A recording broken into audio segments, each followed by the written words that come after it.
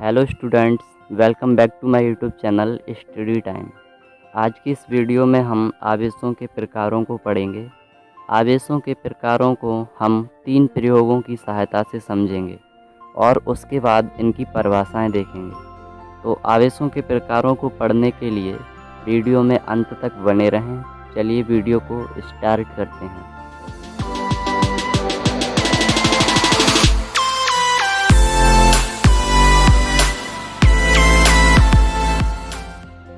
आवेशों के प्रकारों को समझने के लिए हम 3 प्रयोगों की सहायता लेंगे।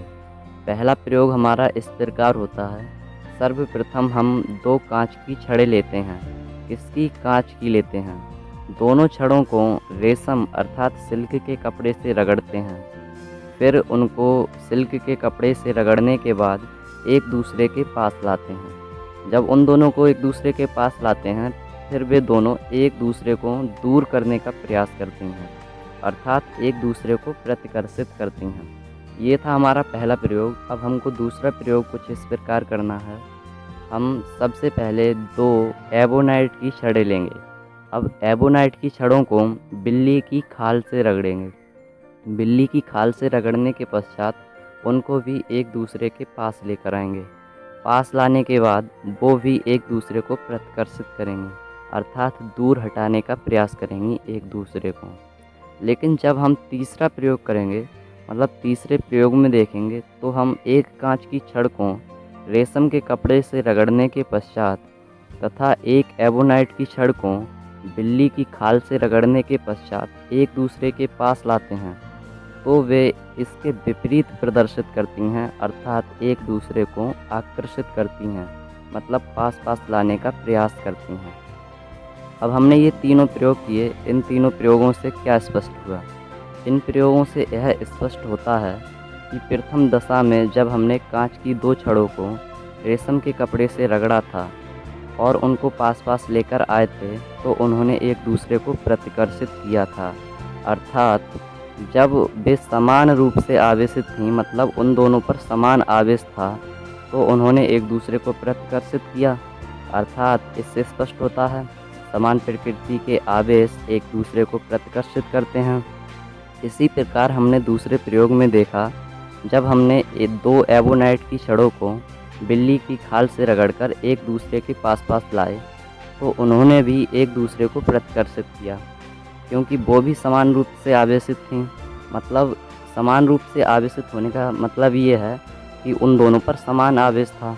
मतलब अगर पॉजिटिव है तो पॉजिटिव दोनों पर था, तो उन्होंने भी एक दूसरे को प्रतिकर्षित किया, मतलब एक दूसरे को दूर हटाने का प्रयास किया।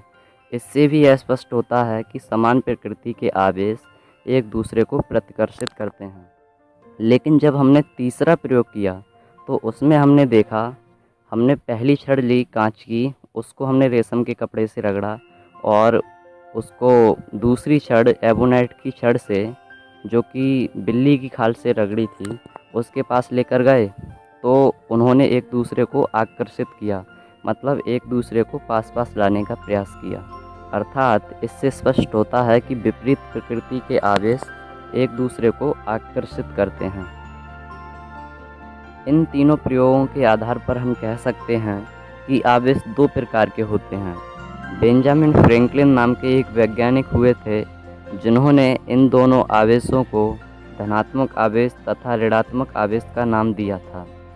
प्रयोगों द्वारा फ्रैंकलिन ने जब कांच की छड़ को रेशम के कपड़े से रगड़ा, इससे कांच की छड़ पर जो आवेश उत्पन्न हुआ, उसे उन्होंने धनात्मक आवेश बताया। इसी प्रकार फ्रैंकलिन ने जब एबोनाइट की छड़ को बिल्ली की खाल से रगड़ा, तो जो आवेश उत्पन्न हुआ, उसे ऋणात्मक आवेश कहा गया। अर्थात हम कह सकते हैं, जब कांच की छड़ को रेशम के कपड़े से रगड़ा जाता है, तो कांच की छड़ पर जो आवेश उत्पन्न होता है, उसे धनात्मक आवेश कहा जाता है।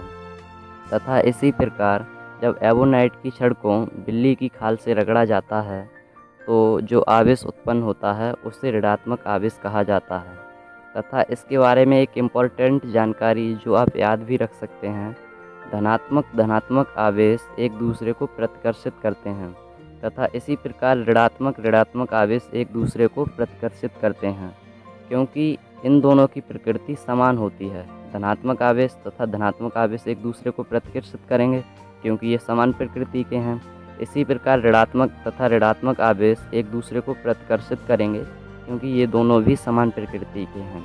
लेकिन धनात्मक तथा ऋणात्मक आवेश पास पास आते हैं तो वे एक दूसरे को आकर्षित करते हैं क्योंकि वो विपरीत प्रकृति के होते हैं। आशा है आपको आवेशों के प्रकार समझ में आ चुके होंगे। अगर वीडियो अच्छी लगी हो तो इसे लाइक करें, दोस्तों के साथ शेयर करें व ऐसी ही वीडियो देखने के लिए चैनल को सब्सक्राइब कर लें। मिलते हैं अगली वीडियो में, तब तक के लिए जय हिंद, जय भारत।